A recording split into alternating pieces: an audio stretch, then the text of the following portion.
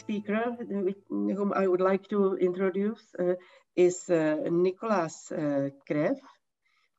He is senior manager. Is he with us, Gladys? Yeah, nice meeting you. Senior manager, research, partnership, science policy, and regulatory affairs at the European Federation of Pharmaceutical Industries and Association, FPA. And you are most welcome to speak about the innovative health initiative building on the success of the Innovative Medicines Initiative. So the floor is yours, Nicolas. Welcome.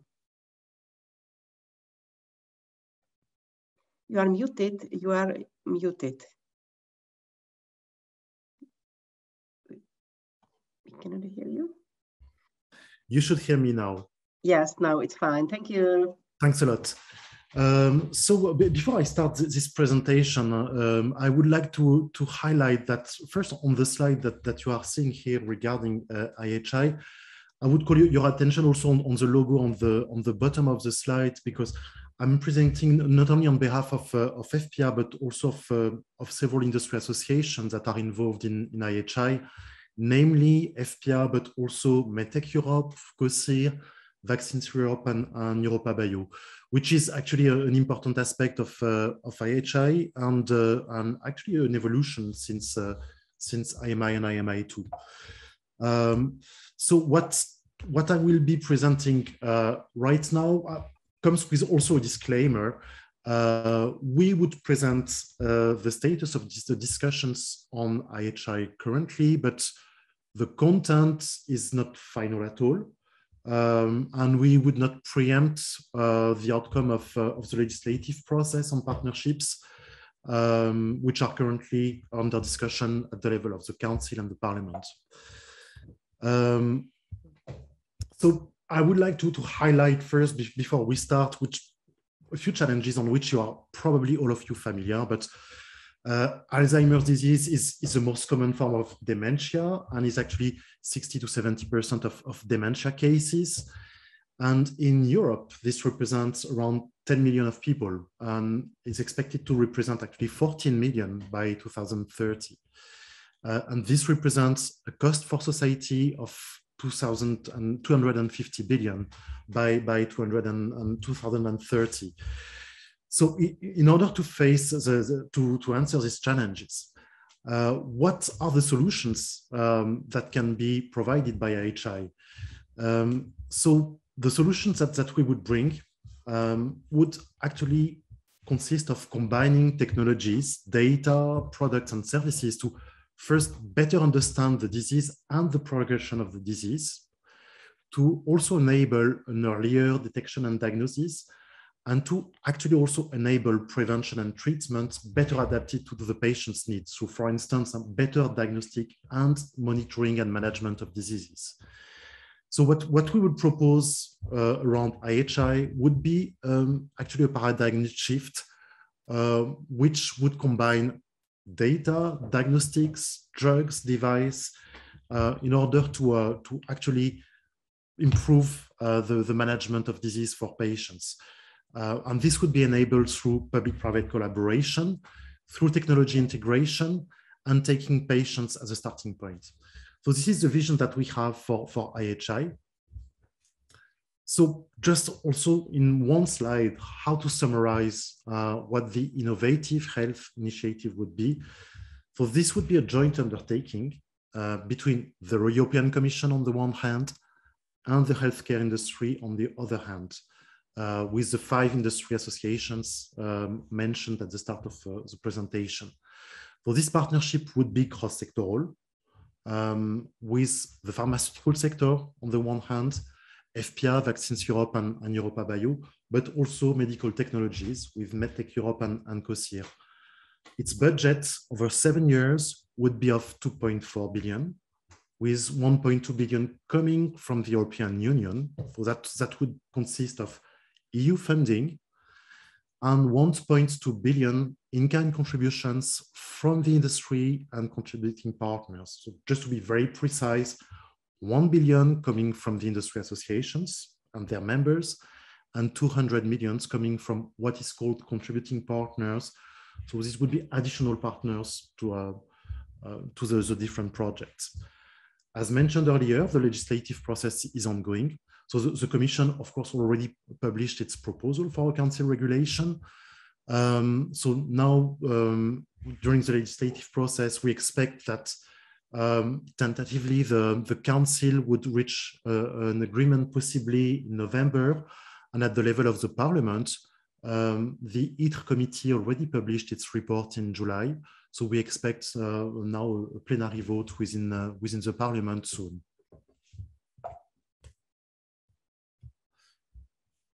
So to put in perspective the evolution from IMI to IHI, under IMI 1, we had projects which were, I would say, on the early aspect of pre-competitive research. We focused on preclinical models, on toxicology, drug safety, drug delivery systems, and throughout IMI 2, there was an evolution with projects that also addressed patient stratification, patient involvement, technology, taxonomy, and disease reclassification, and even evolved to a project on clinical trial design, on regulatory alignments, on patient adherence and definition of health outcomes. So with IMI 1 and evolution to IMI 2, there was actually a dimension of further taking into account the later stage and patient benefits throughout the different projects that we launched in IMI. Based on that, we also realized that we could actually better take into account some challenges by actually having an alliance between the different industry sectors. So one thing that we identified is that we still had siloed industries, although we tried to solve it through IMI 2 projects, for instance, by involving other industry sectors through partners in research. This proved to be not sufficient, and we wanted to actually de-silo these different industries for a future partnership. We also noticed that the value of data analytics needed to be unlocked in order to allow further advances, be they scientific, but also technical, and in order to actually enable big data for the future. So the vision that we designed between industry associations was actually to have diagnostics and biotech bringing new capabilities and standards, to also launch cross-sector activities to remove the siloed activities between our associations and members, and to support the translation of scientific and technology advance by leveraging big data. The objectives that we actually identified and which are mirrored in our scientific and research agenda are first to better understand the determinants of health. The second objective is to integrate fragmented health research and innovation efforts. The third objective is to demonstrate the feasibility of people-centered and integrated healthcare solutions. The fourth objective is to exploit the full potential of digitalization and data exchange. And the last one is to develop new methodologies and models for assessing the value of integrated health solutions. So these are the objectives that we designed and on which we built our strategic research and innovation agenda. So you probably saw a first version that we had published in 2019, back in November 2019 already, and on which we launched a consultation of stakeholders. We then revised the strategic research and innovation agenda, and a new version was published last June that we designed together with the European Commission. So I invite you to have a look at this strategic research and innovation agenda. This is still a draft version because it will actually be adopted by the Innovative Health Initiative Governing Board, but it definitely takes into account interactions between industry and the Commission, and also takes into account the consultation from main stakeholders. We also had questions following the strategic research agenda on the thematic focus of IHI, where you would not find in the strategic research and innovation agenda a list of the different disease areas that would be addressed in IHI, and this was kept purposefully open. We envision to address various disease areas that focus on unmet public health needs.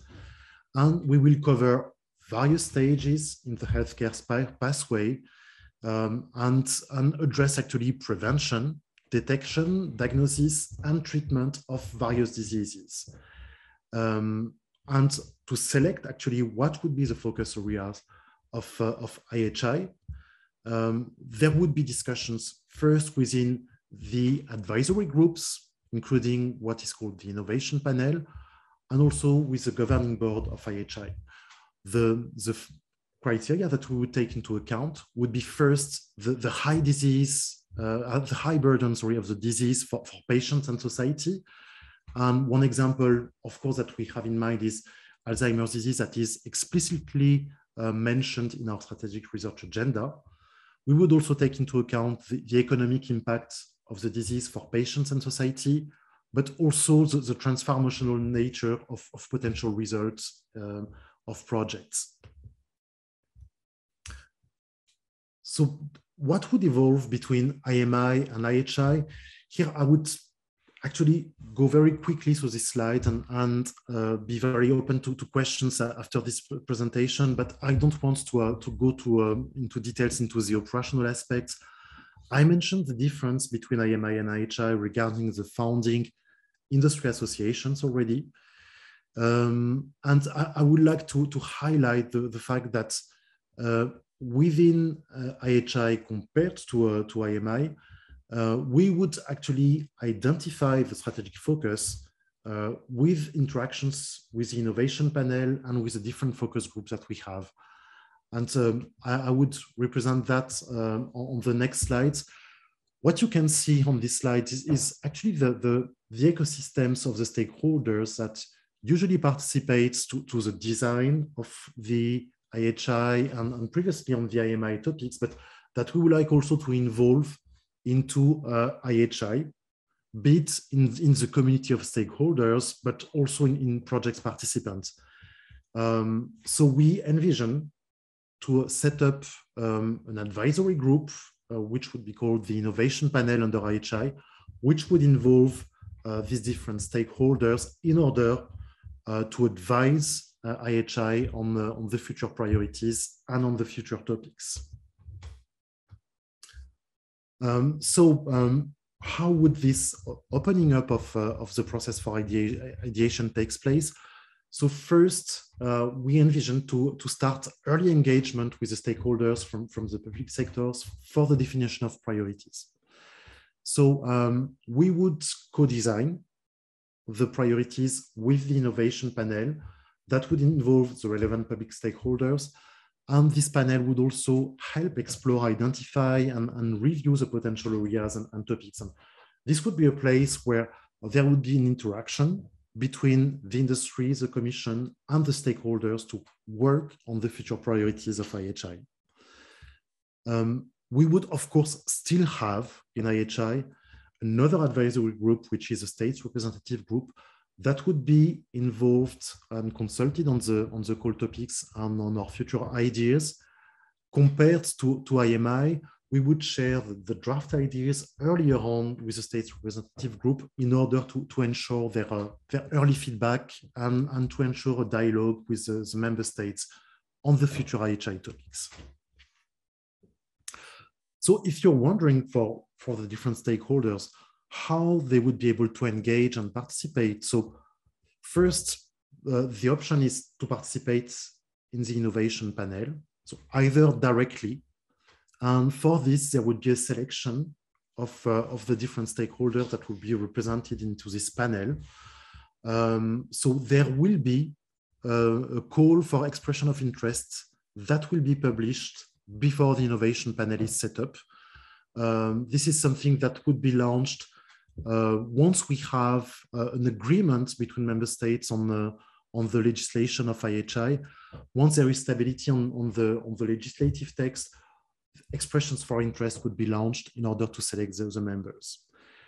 Another option is also that if you are not directly involved in the innovation panel, that actually you provide feedback through members of the innovation panel. So for instance, if there are associations representing patients or institutions representing academics, we would actually call for members to provide feedback through their representatives in the innovation panel. Another option is also to contribute to the project as contributing partners. So this is something that is similar to what was called associated partners under IHI, where actually associations could provide in-kind contributions and also participate to the design of future priorities. The last option is, of course, to participate and apply directly in IHI calls as participants asking for funding. I would go very quickly also, in the interest of time, on the type of calls that we would have under IHI. We would still keep two-stage calls very similar to IMI currently, where we would have quite detailed topics for which participants like public partners, non-profit partners would be selected and then create consortia with industry. But we would also have single stage calls, which would be a bit different from what we have in IMI currently, where we would have more high-level topics, which would be open for competing proposals, where actually public and private members would team together into applications. And we would mix these different calls in IHI in the future. IHI would also develop synergies with other initiatives. So we have listed here some examples of initiatives with which we would interact in the future. Some are in black and some are in gray. Actually, those in gray represents initiatives that would start a little bit later than IMI, while those in black are those either already active, like for instance, the health cluster of Horizon Europe, but those also about to start, like for instance, the EU-Africa Global Health Partnership. So for instance, in the fields of Alzheimer, the initiative that we would collaborate with would be the joint programming in neurodegenerative diseases, but also the ERANET project on Neuron, on which we would interact. So also in conclusion, the different, what would be the next steps under IHI? I mentioned the legislative process that is currently ongoing. We have published this year in June the draft strategic research and innovation agenda, which I encourage you to read if you haven't done so. What we expect, and this is really tentative, this would depend on actually the EU institutions, would be that by the end of the year, we have an adoption of this single basic act on partnerships, which would allow the kickoff of all Horizon Europe partnerships that are covered by this legislation. This is, of course, indicative. This would allow also the launch of expressions of interest for members of the innovation panel. Also tentative by the end of this year would be that we publish very indicative draft topics that have been considered by industry associations and the Commission. These draft topics are not ready yet, and they are certainly not final, but we would like to share with the stakeholders community what are these draft topics as soon as possible. So our envisioned timeline for this is by the end of the year to share the first draft.